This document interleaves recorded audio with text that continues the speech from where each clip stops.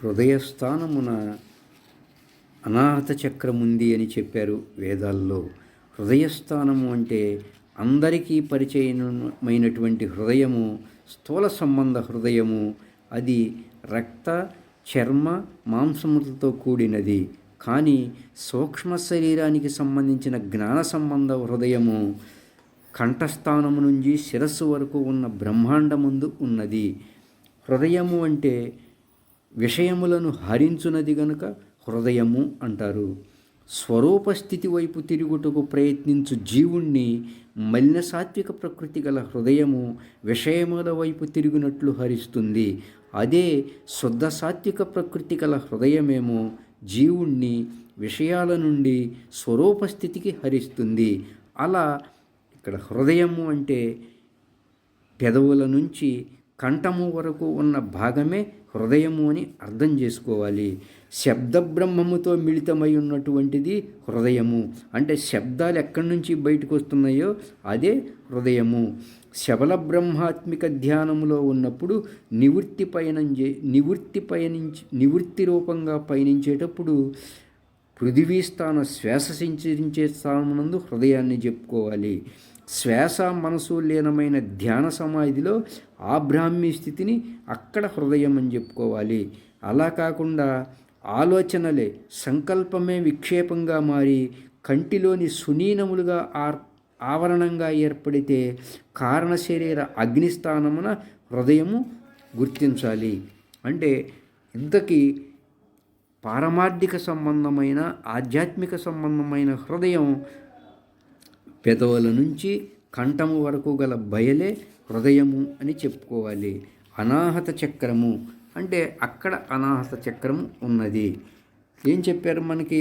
హృదయస్థానంబున 12 దళోపేతంబై అంటే 12 దళములు కలది అయి జ్ఞానేంద్రియములు 5, కర్మేంద్రియములు 5, 10, సంకల్ప వికల్పాలు 2 కలిపి 12 దళములు. అలా 12 దళములతో కూడినదై అనాహత చక్రమున్నది.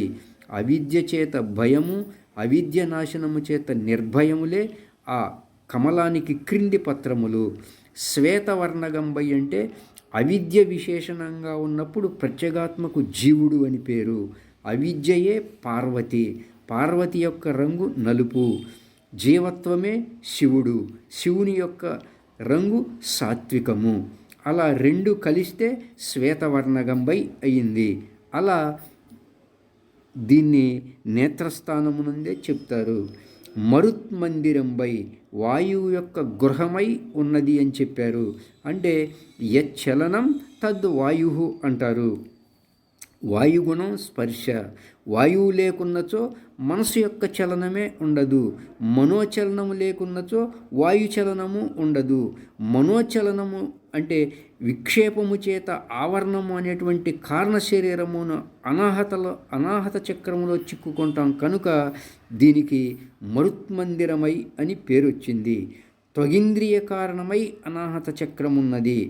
శరీరమందలి ఉష్ణత్వము చేతనే త్వగింద్రియాభివృద్ధి జరుగుతుంది. నేత్రమునందు ఎప్పుడు కళ తగ్గుతుందో అప్పుడు ఉష్ణత్వము లేక శరీరం చల్లబడుట ప్రారంభిస్తుంది. అందుచేత కారణ శరీరమందలి నేత్రస్థానమునందలి తేజస్సే త్వగింద్రియ కారణమని పెద్దలు ఉపదేశిస్తారు. ఇన్ని కారణముల చేత శృతి, యుక్తి, అనుభవపూర్వకంగా అనాహత చక్రమును అగ్నిస్థానము, కారణ శరీర స్థానమైనటువంటి నేత్రస్థానమునందే గురువులు ఉపదేశిస్తారు. ఇచ్చట అంటే ఈ అనాహత చక్రము ఇది ఆగ్నేయ దళము. ఇక్కడ హంస విహరించినప్పుడు నిద్ర, ఆలస్యములు ఏర్పడతాయి. ధ్యానము ద్వారా ఎవరైతే సమాధి యందు తురీయమున 6000 హంసలు ఆడునంతసేపు ఉన్నచో అనాహత చక్రమును దాటినట్లు అవుతుంది.